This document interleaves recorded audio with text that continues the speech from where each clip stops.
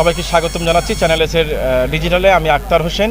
এই মুহূর্তে আমি আছি যশোর জেলার কেশবপুর উপজেলার সাগরদাড়িতে মহাকবি মাইকেল মধুসূদন দত্তের স্মৃতিবিজড়িত দত্তবাড়িতে। ঈদের দ্বিতীয় দিনে এখানে দর্শনার্থীদের উপচে পড়া ভিড় ছিল।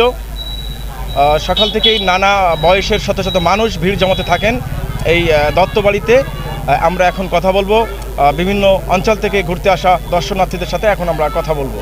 আমরা গোপালগঞ্জ থেকে এসেছি। বইতে কবির অনেক গল্প পড়েছি, কবিতা পড়েছি, তাই এখানে এসে আমাদের খুব ভালো লাগলো। এখানে পরিবেশটা অনেক সুন্দর, কবির অনেক অজানা জানতে এসেছি। এখানে খুব ভালো লাগলো, এই পরিবেশটা অনেক সুন্দর। এখানে কবির পরিবারের জ্যাঠা কাকা এদের বাসভবন দেখতে পেয়েছি। কবির যেখানে বসে কবিতা লিখতো, জাদুঘর, আরও অনেক কিছু দেখলাম। মহাকবি মাইকেলের কথা এতদিন আমরা বইতে পড়ছি, আজকে তার বাড়িতে আসলাম, অনেক ভালো লাগছে। পরিবেশটা অনেক সুন্দর, অনেক লোকজনও আছে, অনেক ভালো।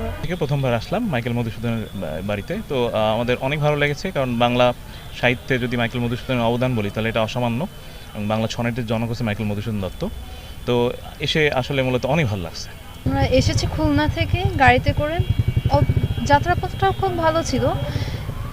অনেক দিন ধরে সব যে বইতে পড়ছি মাইকেল মধুসূদন দত্ত, তাই আজকে শখ হলো যে একটু বাড়িটাও ঘুরে নিয়ে আসি। তাই এখানকার আবহাওয়া এটি খুব দারুণ, আজকে বর্ষা টর্ষা নাই, এই কারণে খুব ভালোই লাগছে আলহামদুলিল্লাহ। আমি আসছি চুকনাগর বাজার থেকে, আসছি ফার্স্ট টাইমই আসছি। যারা আজকে মানে বইতে পড়ছি তারা আজকে সামনাসামনি তাদের বাড়ি দেখতেছি, তাদের জিনিসপত্র, ব্যবহারের জিনিসপত্র দেখলাম, খুবই সুন্দর লাগতেছে। অনেক শুনছি কবির কথা, মাইকেল মধুসূদন দত্ত বইতে পড়ছি তার কবিতা সনেট, সেই সুবাদে তার পৈতৃক বাসা এখানে দেখতে আসলাম। খুবই ভালো লাগতেছে, পরিবেশ দেখে আরও সুন্দর লাগতেছে।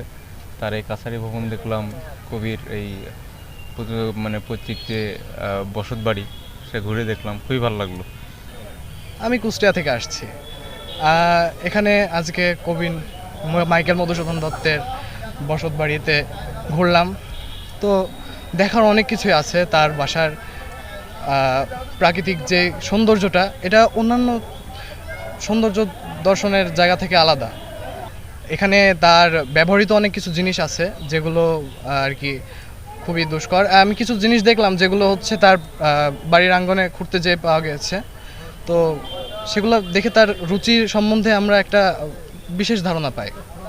তার যেই বাড়ির স্ট্রাকচারটা আছে এটাও অনেক অনেক